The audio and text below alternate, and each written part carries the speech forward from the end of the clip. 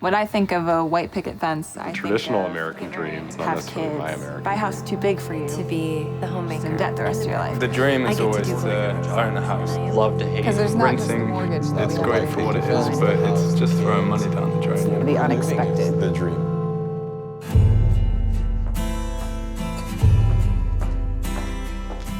I always knew I wanted to be a mom since I was little.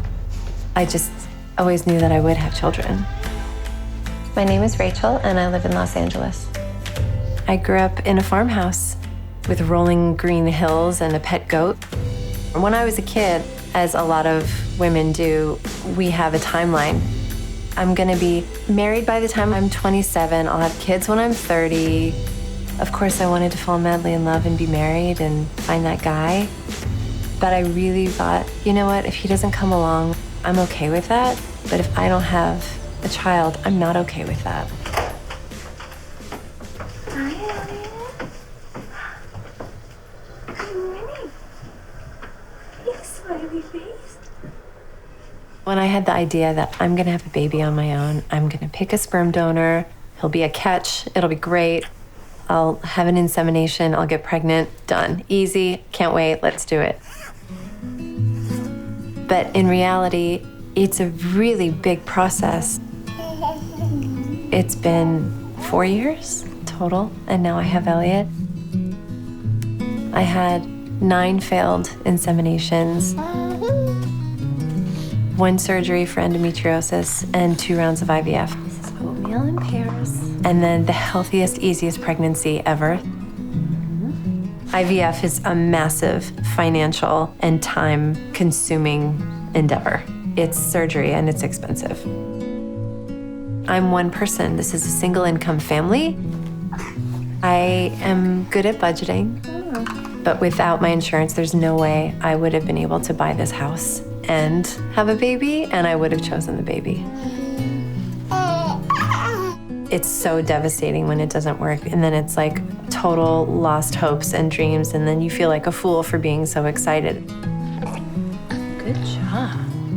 Every single time it didn't work, I thought of, okay, well, it's not the right time. So I just had to keep reminding myself of that. You see that? And he's here, and he's right on time, and he's exactly the baby of my dreams. Elliot, Mama. I get to be the homemaker and the breadwinner. I get to do both of those things. And I feel very fortunate about that. Morning.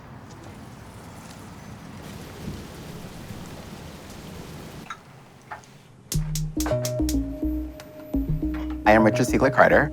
I'm Carlos Siegler Carter. We live in Brooklyn, New York. We've been married now for a year and a few months, but been together for a little over 10 years. My family is Jamaican. I come from a very tight-knit, more progressive than most West Indian families, I would argue, in which we were encouraged to share our views and our thoughts, and being gay, which typically is not accepted in our culture. My mom has been a single mother. She was the breadwinner, she was the disciplinarian. The traditional family thing, I never was a part of that anyway, so. 2.5 short months ago, our worlds were changed sort of forever. We became daddies. We became parents. Our son's name is Timothy. He's 4 months old. So calm. He is a bubbly, energetic, over the face, there we go. Sort of vibrant spirit. Yeah. And we've been so blessed to call him our son. What are you looking at?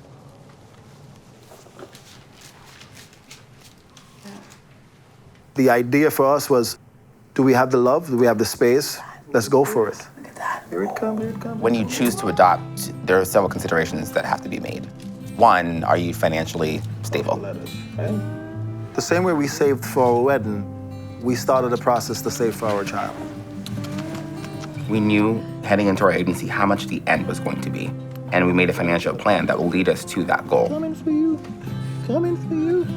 For most people, there's a waiting list. There is that time spent waiting and anxious, and some people try and it doesn't 100% go through. But no one prepares you for, whether it be a week, a month, 2 months, 2 years, the emotional roller coaster that happens just internally There's always this thought in the back of your mind of, what if no one chooses us? And when we got the call on November 18th, there was no greater feeling. We were finally someone's dad and daddy, and I want our son to know that family is how you define it. Being parents, one of the things that I look forward to really is seeing what new things he will do. Yep, they're still here. You know, I'm doing things on my own and it feels good, and I love being independent, and I'm kicking ass and I'm working.